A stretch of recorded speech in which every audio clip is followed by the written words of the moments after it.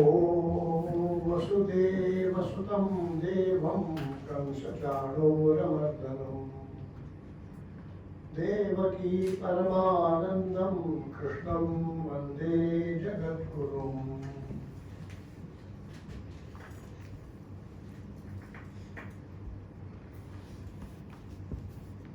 अपने आचार्य आचार्य प्रसाद द्विवेदी जी के स्मारक व्याख्यान में अध्यक्षता कर रहे आदरणीय राम बहादुर राय जी, मंच पर शोभायमान सच्चिदानंद जोशी जी, रमेश गौड़ जी एवं सभी विशिष्ट महानुभाव, वरिष्ठ जन, मातृशक्ति और साथी। वास्तव में जो विषय है और जो दिन है उसका मेल बहुत समीचीन है। आचार्य राजीव प्रसाद द्विवेदी जी से के दर्शन का मुझे भी सौभाग्य मिला था, काशी हिंदू विश्वविद्यालय में भी और वाराणसी के 80 चौराहे के पास भी। वास्तव में वे हम लोग तो एक लेजेंडरी फिगर, बहुत दूर से आदर करने लायक, पैर छूने का अवसर मिले तो सौभाग्य। इस टाइप के उनको हम लोग देखते थे कि बाद में मालूम पड़ा कि बहुत बड़े साहित्यकार, समालोचक, उपन्यासकार थे और बाद में मालूम पड़ा बहुत सी भाषाओं के ज्ञाता थे। वैसे तो काशी के हैं, काशी तो सर्वविद्या की राजधानी है। सर्वविद्या की राजधानी में उनको पुष्टि हो जाती है सर्वविद्या की राजधानी के नाते, जो आचार्य हजरत के समुचे लोग पाए जाते हैं। उनके स्मृति को ध्यान में रखकर और फिर आगे के विषय के बारे में हम अगर पढ़ें तो प्रधानमंत्री महोदय ने, माननीय प्रधानमंत्री महोदय ने बहुत गंभीरता से कहा है आत्मनिर्भर भारत। और इसको हम सबको भी समझने की जरूरत है। कहते हैं अंग्रेजी में है, वहाँ की सभ्यता के अनुरूप कहावत बनती है ना, लेटर किल इट, कि अगर गलत बोल गए तो उससे बड़ा नुकसान होगा। क्या लिखा है हमारे देश में है, एको शब्दः संप्रयुक्तः सम्यक ज्ञातः संप्रयुक्तः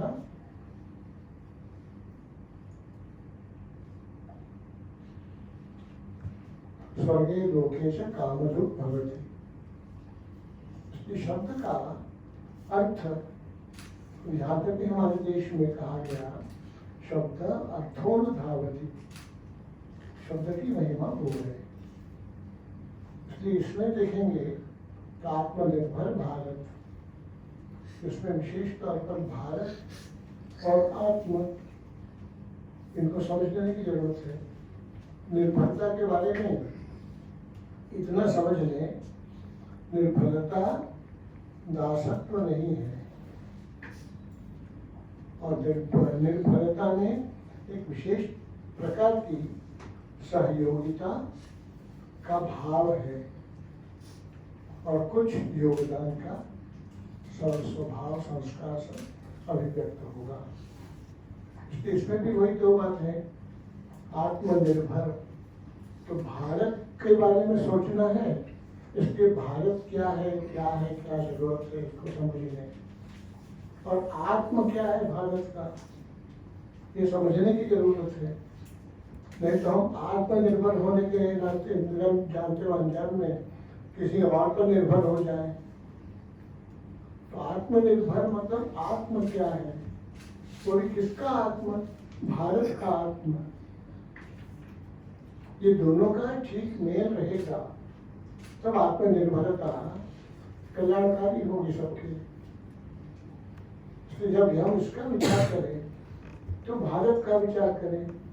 भारत का विचार जो बना है तो विश्व के भूगोल का हिस्सा है, वो भूगोल बना है प्रकृति से। प्रकृति भूगोल बनाती है, मनुष्य इतिहास बनाता है। इस भूगोल को समझें तो दुनिया भर में भारत भूमि विलक्षण नजर आएगी। इतना ऊंचा पहाड़ हिमालय कहीं कोई नहीं है। इतनी विविधता, 2% लैंड मास है और 16% बायोडाइवर्सिटी का कस्टोडियन है भारत। नदियां यहाँ की विशेष, गंगा जैसी नदी और कहीं हो नहीं सकती। इतने ऑल्टीट्यूड से, इतने स्लोप से, इतनी दूर जाने वाली और विशेष एनर्जी लाने वाली। उसमें बैक्टीरिया फॉस्फेट के कारण उसकी विलक्षणता बन जाती है। ये भारत में है। गंगा जी ज्ञान की नदी है, नर्मदा जी वैराग्य की है, यमुना जी प्रेम की है। क्योंकि रहते रहते रहवासियों का इन प्रकृति के हिस्सों से, अंगों से ऐसा साबका बनता गया। हजारों हजार साल की बात है। उसमें से ये बातें उद्भूत हुई हैं। इसलिए जब पहाड़ी देखिए ना, हिमालय अपने ढंग का रहेगा, विंध्य अपने ढंग का, बगल का सतपुड़ा अपने और ढंग का, मेकल पर्वत और एक ढंग का, महेंद्र पर्वत और एक ढंग का, चारावली और सह्याद्री अलग, मलय पर्वत और अलग। सबके अंदर मिलने वाली वनौषधियां, वनस्पतियां भी और भिन्न भिन्न प्रकार की हैं। व्यक्तित्व भीम का अलग है। अस्तित्व ऋषि देवतात्मा हिमालय नाम लगा दिया गया। ये भारत को प्रकृति ने नियामक पिंडों की है। ये जो है तो अमंत्र अक्षरो नास्ति नास्ति मूल मनोषधम अयोग्य पुरुषो नास्ति योजित सत्सर्वदा। प्रकृति ने क्या योजना की होगी? तब हमको ब्रह्मपुरी में गुरु जी का एक भाषण याद आता है कि भारत माता हिमालय की शाखा प्रशाखाओं से दोनों तरफ आवेष्टित भूमि और 3 ओर से समुद्र में स्थित द्वीपों समेत जो भूभाग है वो भारत माता है। फिर कहते हैं यह अन्नपूर्णा है, महालक्ष्मी है। फिर कहते हैं ये तो मातृभूमि है ही, पितृभूमि है, लेकिन कर्म भूमि भी है और मोक्ष भूमि भी है। फिर उन्होंने कहा कि देवताओं को भी मोक्ष अगर पाना होगा तो भारत में जन्म लेना होगा। ये इसलिए अनायास सब चीजें नहीं घटित है। इसलिए इसमें से भारत का अपना एक वैश्विक लक्ष्य है, कॉन्ट्रीब्यूटरी रोल है। और वो कॉन्ट्रीब्यूटरी रोल इसकी ज्योग्राफिकल लोकेशन के कारण पूर्व निर्दिष्ट है। सूर्य सिद्धांत का इस विषय में कहना है। इसलिए ये भारत की अपनी अनुपम विशेषता है कि जो हम कहते हैं अयो परो वेति गणानाम नोचेतसाम उदारचरिता नाम तो वसुधैव कुटुंबकम या कृण्वन्तो विश्वमार्यम या नत्वे आर्यस्य दासभावः या वयम साम्राज्यवादिनः। ये वैश्विक लक्ष्य को डिजाइन करता है। भारत की ये रोल है, इतना हम एक बार समझ लें तो फिर उसका आत्मा क्या है ये समझना आसान होगा। और तब ये समझ में आएगा कि भारत की जो अपनी विशेषता है उसकी रचना ही ऐसी हुई है कि यहाँ समृद्धि और संस्कृति का संतुलन है। भारत में जो गौ माता का स्थान है, जो रूप है, जो योगदान है, गंगा जी के समान गौ माता भी मुक्ति मुक्ति दायिनी है, त्रिपथगा है, पृथ्वी का नमूने का स्वरूप है गौ माता। और ये जैसा एक है वैसे ही अब तो दूध तक पहुंचे हैं ना, अभी तो और होना है। तो उसमें से भारत का आत्म समझने की बात उसमें से उठती है कि भारत का अस्तित्व ही हुआ विश्व का भरण पोषण करते हुए, दिशा देते हुए उनको सुमंगल की ओर ले जाना।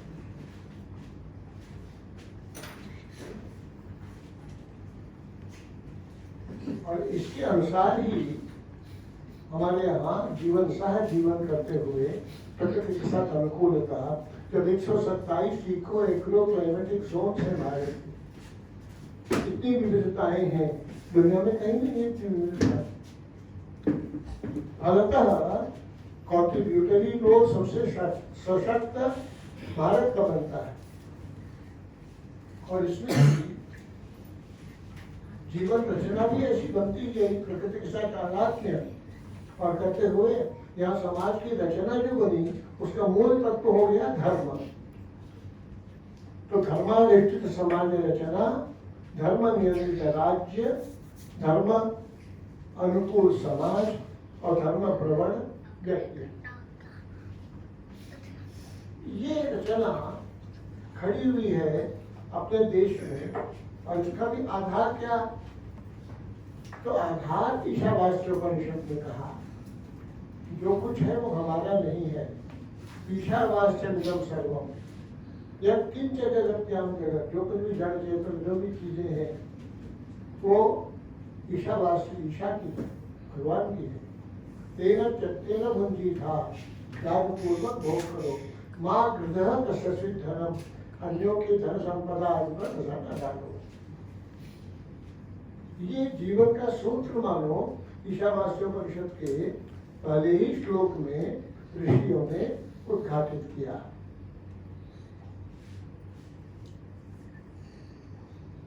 और इसी को देखेंगे तो धर्म आधार बना।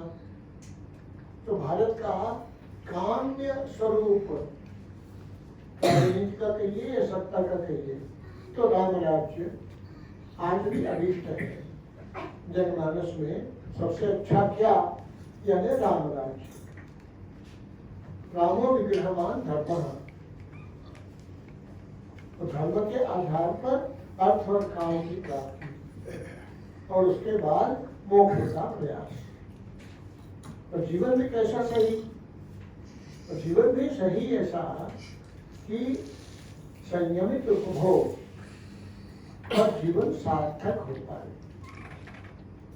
शांति, सुख, समृद्धि जैसे पर्याप्त नहीं होगा, इसमें से सुख प्राप्त हो, ये भारत का आत्म है। और सुख के बाद सार्थकता मिले, तो सार्थकता मिलने का अर्थ क्या हुआ?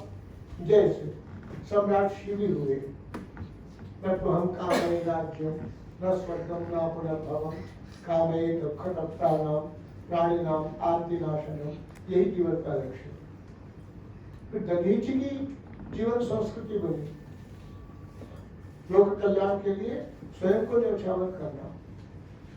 राजा भी हो, महाराजा रंतिदेव होगा, वो पूरे परिवार के लिए आखिरी समय में बचाया हुआ अन्न का भी प्रयास वो द्वारा आए भिक्षु को दे दिया और स्वयं प्राणांत कर दिया। तो जीवन के आदर्श भी कैसे बनेंगे? फिर वैसे बनेंगे। इसी को किसी ने कहा दैवी संस्कृति। इसमें परस्पर सहयोग और जियो और जीने दो से भी ज्यादा आगे। जियो और जीने दो तो प्रकृति का हिस्सा है, छीनकर खाना विकृति है। जियो और जीने दो के अलावा जीने दो तब जियो, ये संस्कृति है। ये मोटे तौर पर भारत का आत्म कह सकते हैं।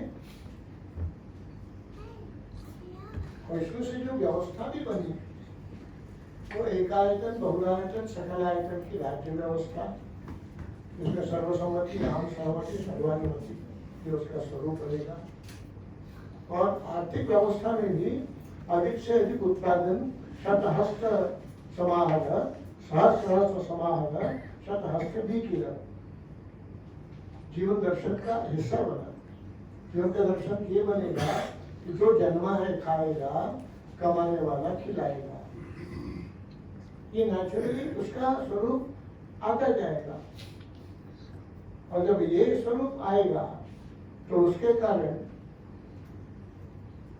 पूरी व्यवस्था में अधिक उत्पादन, समुचित वितरण और संयमित उपभोग, उससे फिर इन्फ्लेशन का न होकर डिफ्लेशन की स्थिति आएगी।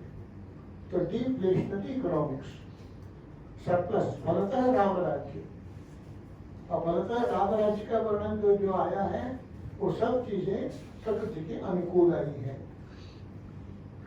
ये सभी तड़ाग, वापी, तालाब, सरोवर, झील सब जल से पूरे, सभी नदियां सदा नीला, पेड़ झुके हुए, फलदार, छायादार।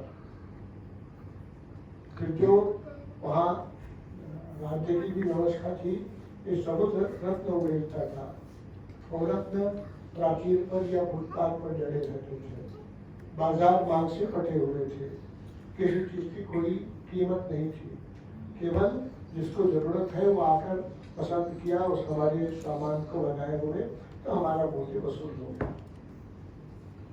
और उसी में मन चूंकि रमा हुआ नहीं, आवश्यकता पर तदनुसार और भी उच्चतर लक्ष्य की ओर बढ़ने की सबकी स्थितियां बनते जाना, जो समाज के सौहार्द के लिए नहीं, एकता के लिए नहीं, समृद्धि ही नहीं, संस्कृति ही नहीं, जीवनोत्तर लक्ष्य के बारे में एकाकार हो पाए, एकात्म हो पाए।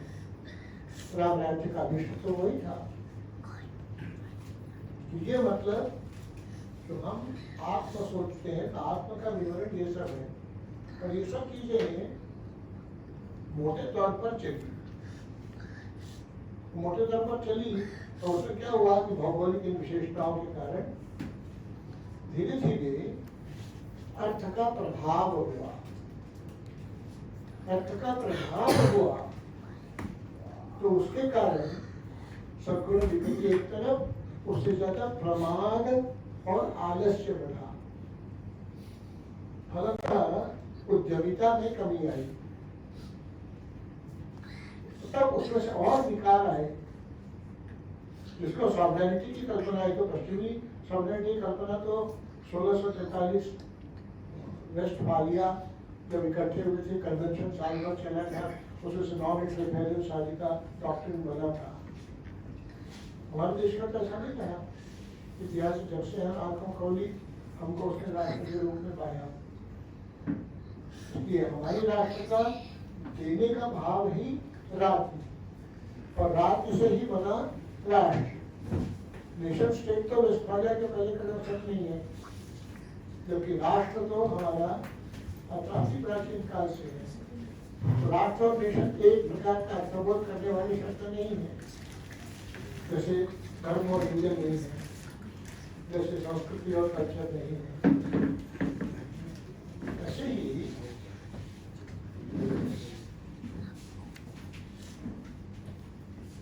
इसमें विकृति कब आई? तो वही प्रमाद और आलस्य के आधिक्य के कारण political integrity, unity and sovereignty के बारे में बोध कम हुआ, और वो कल्चरल सॉवरेनिटी तो बनी रही, चाहे आचार्य शंकर हो या कोई जो इसके टेस्टिफाई करते ही है। लेकिन ये जो पॉलिटिकल सॉवरेनिटी में ढिलाई आई, उसमें एक अटेम्प्ट जरूर हुआ चाणक्य के द्वारा, जो 2/3 भारत के सैनिक समूहों को इकट्ठा नॉर्थ वेस्ट फ्रंटियर पर ले जाने में समर्थ हुए। इसीलिए आप गौर करें, जब आक्रांता आए थे इस्लामी, तो उनको सामाजिक प्रतिरोध तो हुआ, लेकिन चाणक्य के समय सबको जोड़कर प्रतिरोध कराने की बात नहीं घटी। ये हुआ अर्थ के प्रभाव का दुष्परिणाम, और उसके कारण और विकृतियां आती गई। उसके कारण आपको मालूम है कि बाहरी आत्मविश्वास भारत का तोड़ने लगे, जो मानव चिन्हों को ध्वस्त करते हुए वो सिलसिला चला, और वो सिलसिला चला पूरी दुनिया में इसकी हलचल हुई थी। वॉर, जिहाद और क्रूसेड सब उस समय में चला था। भारत तो अपनी इनेट स्ट्रेंथ के कारण अपनी परंपराओं से जुड़ा रहा। राम और कृष्ण की स्मृतियां अभी तक भी वैसी ही वैसी हमारे देश में चली आई, क्योंकि जीवन उद्देश्य के लिए जीना, सार्थक रूप से जीना, ये कितना जिया, ये प्रश्न ने किस बात के लिए जिया, ये ज्यादा महत्वपूर्ण। इसीलिए मैंने कहा कि समृद्धि, शांति, सुख ही केवल नहीं, सार्थकता का अनुभव होना। सार्थकता और विषयों की बात मैंने आपको बताई। सार्थकता ही अन्नाध्याय को भी कहाँ इकोनॉमिक इंसेंटिव था उसको, वो कौन सी बात थी जो महिला को अन्नाध्याय बनाती है। ये ऐसे आप देखेंगे कि झटका आया था, टिके रहे, और उसके बाद नया एक झंझट आ गया दुनिया में 1500 से 1493 कोलंबस का अमेरिका की खोज कर लेना, फलतः उपनिवेशवाद की नींव पर डालना। दूसरा एक विशेष प्रकार का विचार जिसमें मनुष्य ही सुप्रीम है, कस्टोडियन की जगह अधिकार का भाव, सृष्टि की सैंक्टिटी की जगह प्रॉपर्टी का भाव, संपदा का साम्राज्य बनना। ये जो बात चली है वो 500 साल 1500 से जो चली, उसके कारण फिर आपको मालूम ही है कि उपनिवेशवाद, हथियारवाद, साम्राज्यवाद, सरकारवाद, बाजारवाद, ये दृश्य दिखाई पड़ा। क्योंकि भारत की आत्मा के तो अनुकूल बिल्कुल ही नहीं है, ये तो एलियन है एक तरह से। लेकिन क्या हुआ, इसी में स्मृति भ्रंश हुआ। एलियन समझ पाने में भी मानो मानसिक आलस्य, बौद्धिक आलस्य। तो इसके कारण आत्मा बाधित सा हुआ। ये जो विपरीत संगत थी, संगात संजायते कामः, कामात् क्रोधो विजायते, क्रोधात् भवति सम्मोहः, सम्मोहात् स्मृति विभ्रमः, स्मृति भ्रंशात् बुद्धिनाशो, बुद्धिनाशात् प्रणशो। वो जो एक प्रमाद और आलस्य की बात थी, प्रमाद और आलस्य अर्थ के प्रभाव के कारण, तो उसके बाद दूसरा हो गया ये खतरा, इसमें सद्गुण विकृति के हमको नुकसान सहने पड़े। पॉलिटिकल सॉवरेनिटी पर अनड्यू नेग्लेक्ट हो गया, उसका भी हमको नुकसान हुआ है। और उसी प्रकार इसमें से ही आगे बढ़ते हैं। तो इन 500 वर्षों में जो डैमेजेस हुए हैं, उसमें सबसे बड़ा डैमेज हुआ है कॉलोनाइजेशन ऑफ माइंड, और यहाँ का पढ़ा लिखा वर्ग बिजनेस ऑफ परसेप्शनल डिस्टॉर्शंस हुआ। तो डीकॉलोनाइजेशन होना ये आत्म की पुकार है। हम अपने को अपने ढंग से जाने, अपना स्वॉट एनालिसिस तो हम अपना करें। हमको पढ़ा दिया कुछ, अब हॉलैंड, डेनमार्क, न्यूजीलैंड, ऑस्ट्रेलिया, इसमें मवेशी पालते हैं वो, और 10th तक पढ़े रहते हैं। फिर 10th तक पढ़े रहने के कारण ये नहीं होगा किसी PhD को ज्यादा स्थान मिल जाए समाज में इज्जत का। प्रश्न तो ये आएगा कि कितने मवेशी हैं तुम्हारे पास, इससे सोशल स्टेटस भी तय करेंगे। ये जो स्वाट एनालिसिस में गलती की है हमारे देश में, कि इसमें हमने ही अपने को सेल्फ फ्लैगेलेशन, आत्मनिंदा में रखा। हमने हमारी स्ट्रेंथ को हमने कमजोरी माना, और जो कह दिया गया वाइटमैन्स बर्डन, और कह दिया गया हिंदू रेट ऑफ ग्रोथ, हम उसके शिकार हुए। क्योंकि ऐसा कुछ नहीं। और फलतः क्या हुआ, उनको जो सूट करे तद अनुसार टेक्नोलॉजी आएगी, तद अनुसार पॉलिटिक्स होगा। हमारा फिलॉसफी और जीवन शैली में भारी अंतर आएगा। जो फिलॉसफी रहेगी तद अनुसार ही goal of life, values of life, ideals of life, style of life, उस स्टाइल ऑफ लाइफ को पूरा रखने के लिए इकोनॉमिक्स एंड पॉलिटिक्स का इंस्ट्रूमेंट, और इकोनॉमिक्स एंड पॉलिटिक्स के इंस्ट्रूमेंट को ऑप्टिमाइज रोल करने के लिए टेक्नोलॉजी और मैनेजमेंट का असर होता है।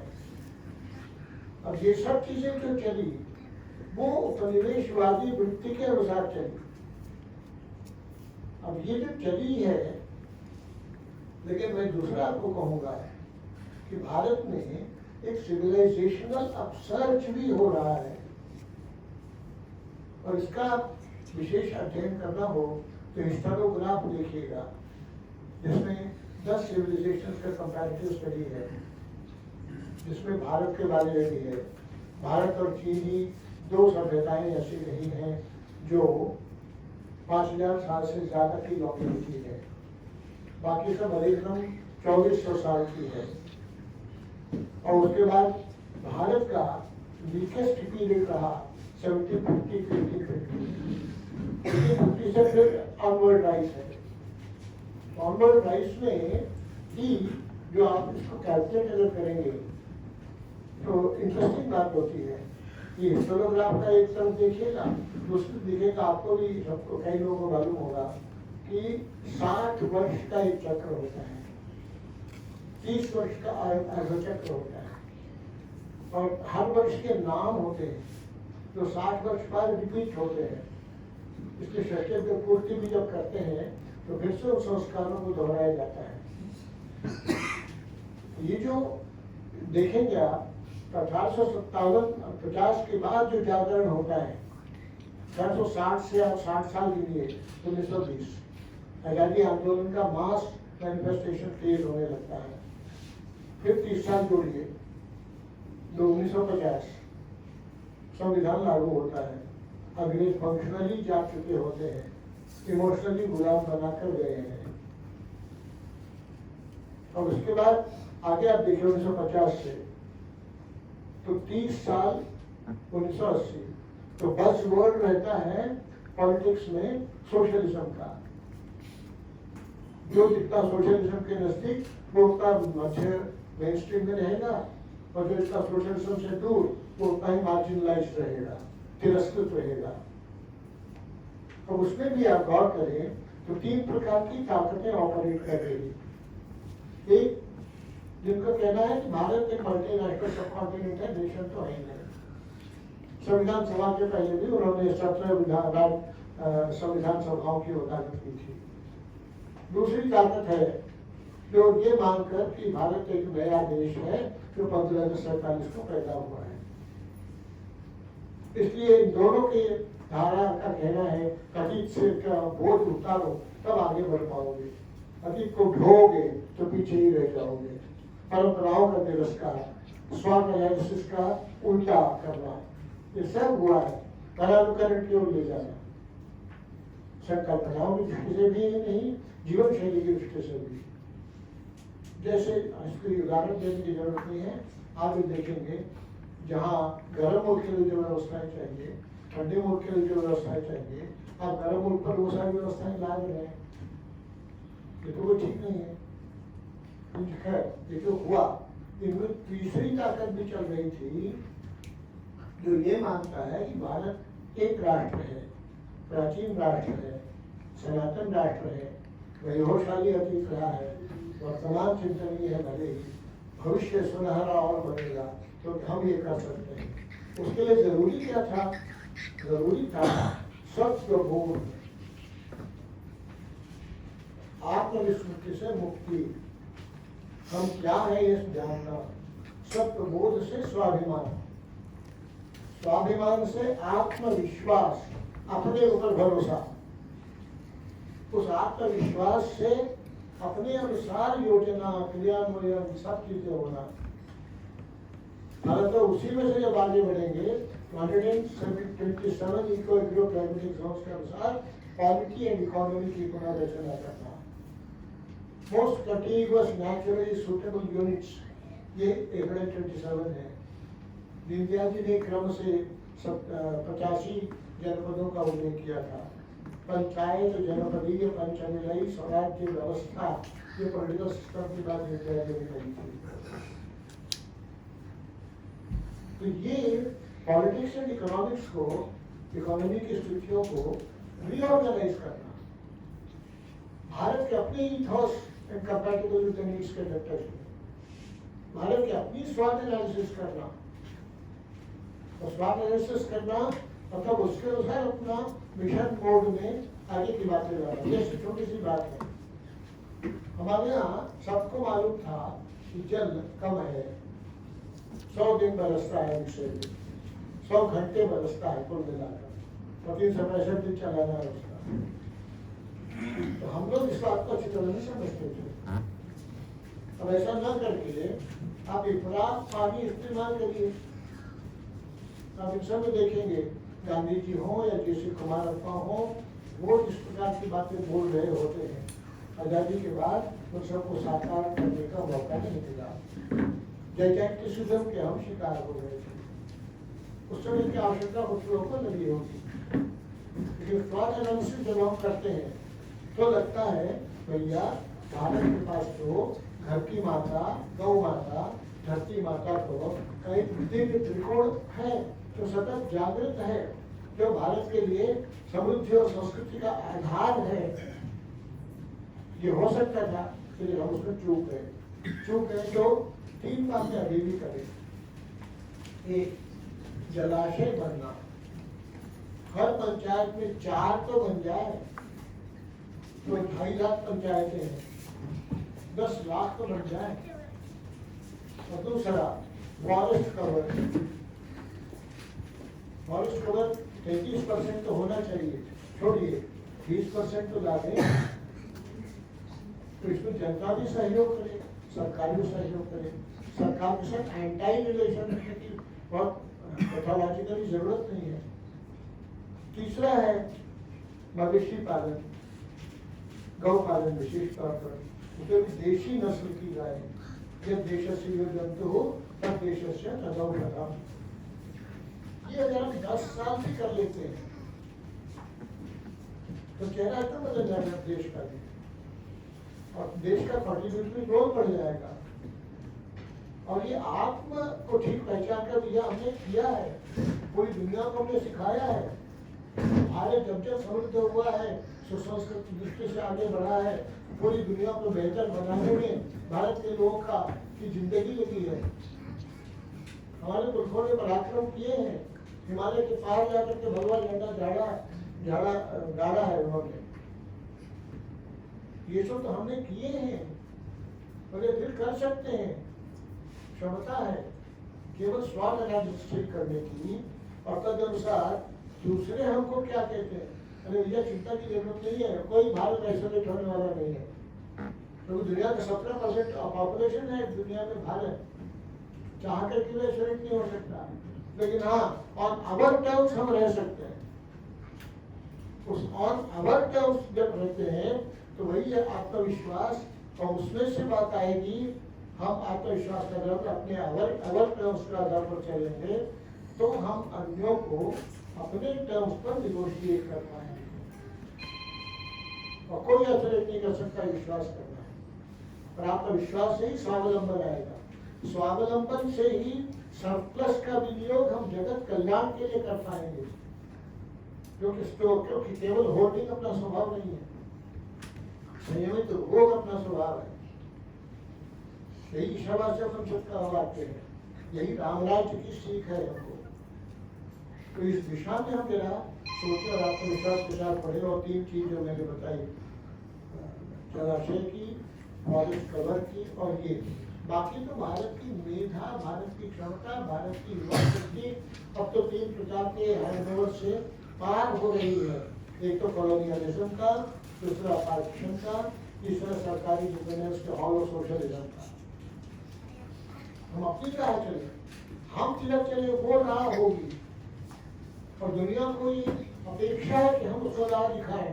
जिस तरह से वो प्रकृति विध्वंस की स्थितियाँ हैं, क्लाइमेट चेंज का हल्ला है, जिस तरह से आज दुनिया की बैंकों की हालत हो गई है, जो दुनिया की इकोनॉमी की स्थिति बन गई है, 165 करोड़ लोग जो आज $1 लेस, $1 से कम में जिंदगी जीने को मजबूर हो गए। भारत ही उसमें सक्षम है भारत का ये ऐतिहासिक लक्ष्य है, ऐतिहासिक ये स्वभाव है भारत का, और अभी की स्थिति में कर्तव्य है कि इकोसेंट्रिक डेवलपमेंट को पैराडाइम शिफ्ट के नाते स्वीकार करें। 500 साल से जो एंथ्रोपोसेंट्रिक डेवलपमेंट की बातें चली है, उसने दुनिया को प्रकृति विध्वंस की स्थिति में लाया है कि इंग्लैंड में भी फैन चल रहे हैं, फ्रांस जर्मनी में भी गर्मी 35 डिग्री हो रही है, ग्लेशियर पिघल रहे हैं, बड़ी बड़ी हिमखंड आर्कटिक अंटार्कटिक में पिघल रहे हैं। स्थिति अर्जेंट है। 2030 के बाद स्कोप नहीं रह जाएगा रिपेयर करने का, ऐसा दिशा विशेषज्ञ लोग बताते हैं। इसलिए इसमें जो पायनियरिंग का काम है, स्टीयरिंग का काम है, लीड लेने का काम है, ये भारत का है। भारत की नई पीढ़ी इक्विप्ड है। केवल स्वत्वबोध, स्वाभिमान, आत्मविश्वास और स्वावलंबन, तब अपना कर्तव्य पूरा वैश्विक लक्ष्य का पूरा करना, तब इसी को कहते हैं विश्व गुरु बनना। राम राज्य की ओर प्रयाण यही है, विकृति से पहले प्रकृति की ओर लाना, प्रकृति से संस्कृति की ओर की यात्रा में एक कदम आगे बढ़ाना, वही राम राज्य की ओर प्रयाण होगा। यही कहता हुआ मैं अपनी बात पूरी करता हूँ।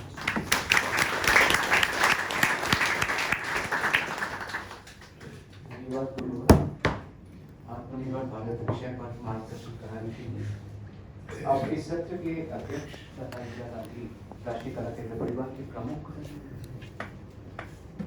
आदरणीय श्री रामबहादुर राय जी से अध्यक्ष उद्बोधन के लिए अनुरोध करता हूँ।